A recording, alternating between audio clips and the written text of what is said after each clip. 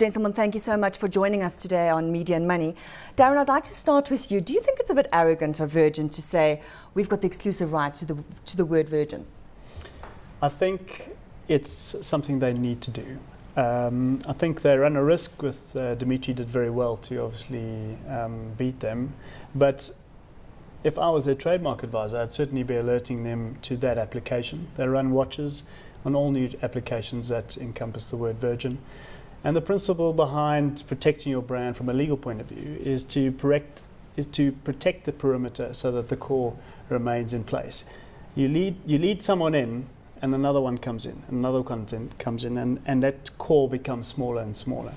So I think that Virgin, I read the case actually just before coming on the show, and I think they could have pleaded it a bit better, to be honest with you, and I think they probably underestimated Dimitri, and good for him, to his credit, he won. Charles, do you agree with what Darren's saying in terms of Virgin had a strong case? Yeah, I think in this particular instance, I'm quite surprised that that Dimitri won the case, because I think there's a clear indication in the phrase that they're saying that there's a reference to the Virgin organisation, and I would have expected that the court would have found differently. I'm quite surprised. I do agree that it was necessary for them to try and protect it. It's not always the case. I mean, if they were to go after all the makers of virgin olive oil, right, I think that Virgin would be Mary. Somewhat, yeah. You have to draw the line somewhere. And at the end of the day, it's a word in the dictionary, and it was one word amongst 10 words to make a statement. Yes. So what are your views, Louis? Well, I think perhaps if it was a word, it's 2 words and virgin is one. One would say, there's really being tongue-in-cheek. Yeah. And trying to abuse the Virgin's intellectual property. But I mean, if it's 1 word out of 10, surely we can't be stopped from using the word Virgin.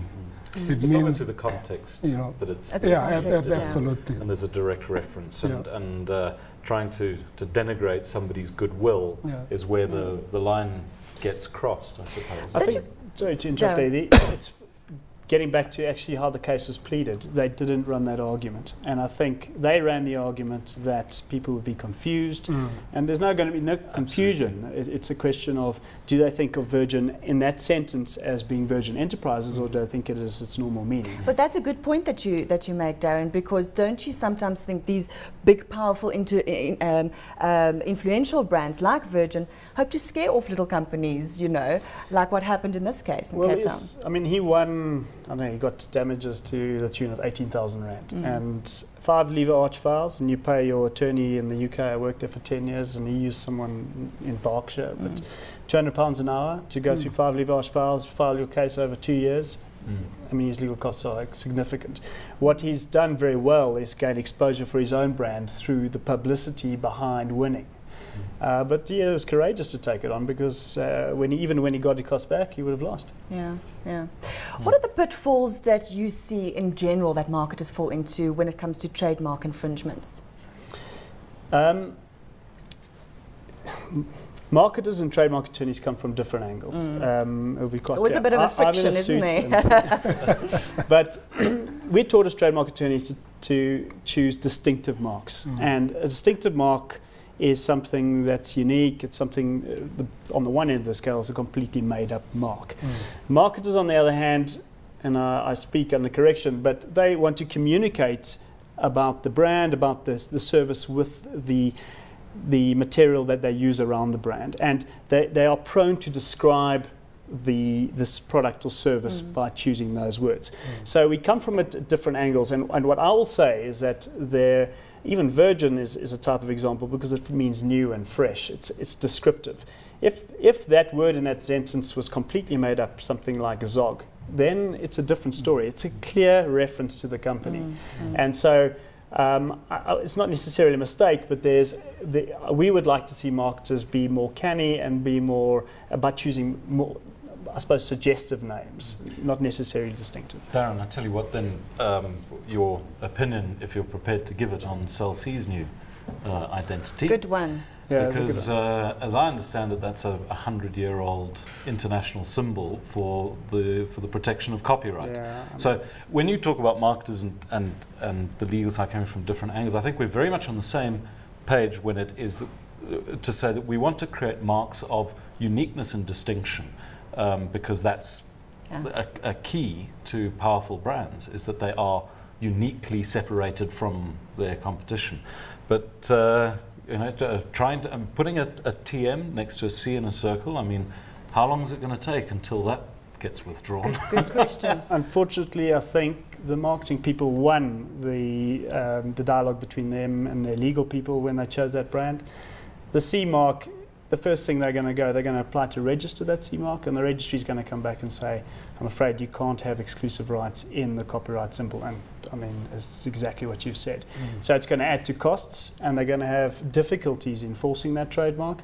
And while it looks quite nice, I think, and that's not really for me to say, from a legal point of view, I don't think it's going to be, they're going to spend a lot of money trying to enforce it. Let's get a comment from Louis now. Also, from a brand perception point of view, we shouldn't think that our consumers are that gullible.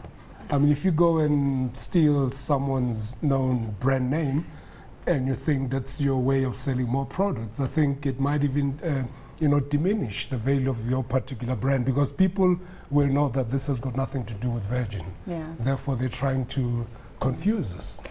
Let's look at another case, the case of Jenny Button, where she sold her company and actually sold the name Jenny Button. Darren, do you think it's just a case of not knowing? Is it a case of wrong legal advice? What is your opinion on that case? I think it's generally a case of not knowing. In that case, I'm presuming you mean what happened when they sold the case, then she couldn't use her own trademark going forward, because it would confuse with their old company. And they treated in law as two different things. The company and herself are treated as two different legal people. And that's possibly because, in fact, almost certainly because she may not have had that advice up front, or if she got that advice up front, she never envisaged the fact that she may be divorced at some point from her own company and have to choose her own name. So what do we need to tell marketers out there? Marketers and branders, what is the key, to protect your IP? It's communication, and it's communication between marketing people and legal people. Of course, there's going to be a natural friction between the two of them, and often it's a question of finding some kind of middle road that's going to work. But it's communications. It's for the legal attorney to understand what the marketing guys are going to do, and at the same time, for the marketing people to understand the ramifications of what they choose has an impact on really the cost and predictability of the enforcement. Can I give you two interesting examples similar to that?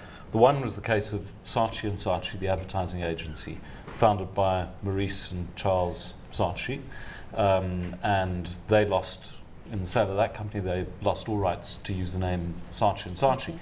But when they regenerated, they came back as M&C Saatchi. Yes. So that was a clever way around it. Yeah. But going back to the Virgin example, Branson does this very cleverly, because he sold Virgin Music to EMI in the 70s completely.